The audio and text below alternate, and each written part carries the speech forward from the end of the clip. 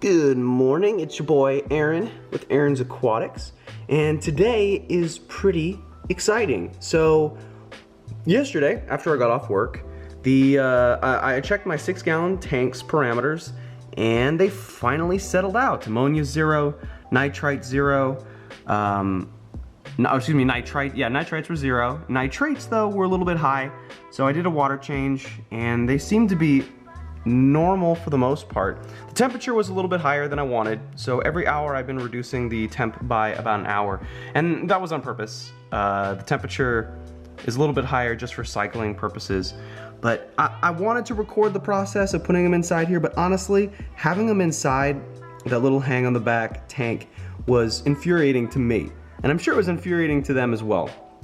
It's just, it's such a crappy situation. The water flow through there is really low, and so I kind of wanted to put them in there and then talk about it the day after. But as you can see, they've been doing great. This is a day after, and I noticed in the corner that they already molted, so that's a plus. Successful molt, that's great.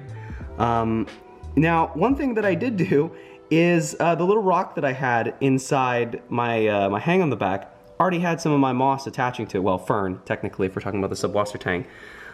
These two rocks, though, I took the extra subwasser tang that was in there and I attached it to it. Now, because it didn't have direct sunlight, you can tell that there's some brown patches, and that kind of sucks. But hopefully, those will start growing out just fine over time once we have this this little light pointing directly at it. So this is kind of the situation, what I've got going on here. So this is the piece of driftwood that I picked up for this tank. I'm probably gonna end up removing it, but I don't wanna remove it right now because it's got a bunch of beneficial bacteria. Once it grows out elsewhere in the tank, then I will go ahead and switch it out for something else. It's taking up too much space. It looks amazing. I love this piece. I'm gonna have to find somewhere to put it. Maybe I'll put it in one of the 20s, I don't know. But I really like it. It's so hard to work within this tank with that piece there. I should have thought about that, but you know, here's me, go to the store, like, oh my God, I gotta have it.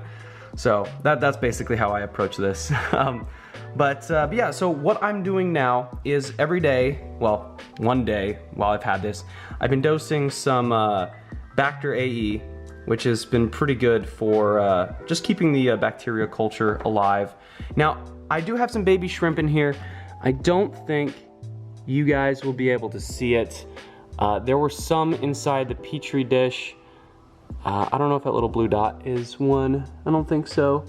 But yeah, I was able to capture I hope all of them. Now this is the little tank that they came from, right? And I went through this entire layer of substrate and picked out every single shrimp, baby shrimp, using this. I didn't want to pour this water directly into here because I just wanted to keep it fresh. It was a fine experience. I did a drip method for everything else, so I put all the shrimp inside the bucket, the same as I did for a previous video that you guys saw.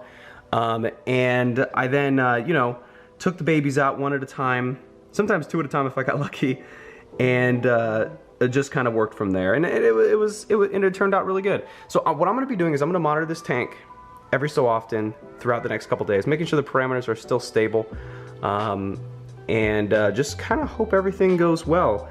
Hopefully soon I'll get you guys an update on the 220 gallons. They're doing pretty well. There's been a few hiccups, but nothing huge. But I'm just really happy that the blue velvets are inside this tank. They're looking great. They seem to be doing wonderful. They're just grazing non-stop. You see how there's all this, I don't know if it's just detritus or if it's just whatever this stuff is. It's typical new tank syndrome stuff that gets on your wood. If you look everywhere else, like along here, here, it's all, you know, bad crap. But as you can see at the top, they've already started doing some work, because it looked the exact same on the top there as it did elsewhere. So what I want some opinions on this, because like I said in the very first video, I'm pretty new at keeping shrimp. Should I be feeding them right now? So this tank has a lot of biofilm, right? I've done my research on this at least, and it should have plenty of things for them to graze on. So, you know, I could be feeding them food. I want to lean towards no. For the babies though, I do have, like I showed before, some of this Shirakura yellow powder, And it just basically makes it so that little babies can eat food, whereas they can't compete with anything else. And they also have the biofilm too, which makes it a little bit easier for the babies, I suppose. But yeah, just a quick question to you guys. Do you think I should be feeding them anything? I've got, you know, a couple different foods. Let's go over here real quick. I'm actually feeding this one.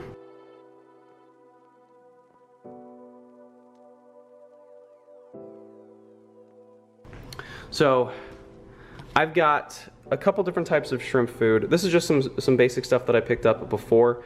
This is just, oh my gosh, holding this with one hand. This is just some fluval shrimp food, very basic. They've actually been enjoying this, surprisingly. I got this with my tank, it came with it, so it's not like, oh man, these guys are really excited for that.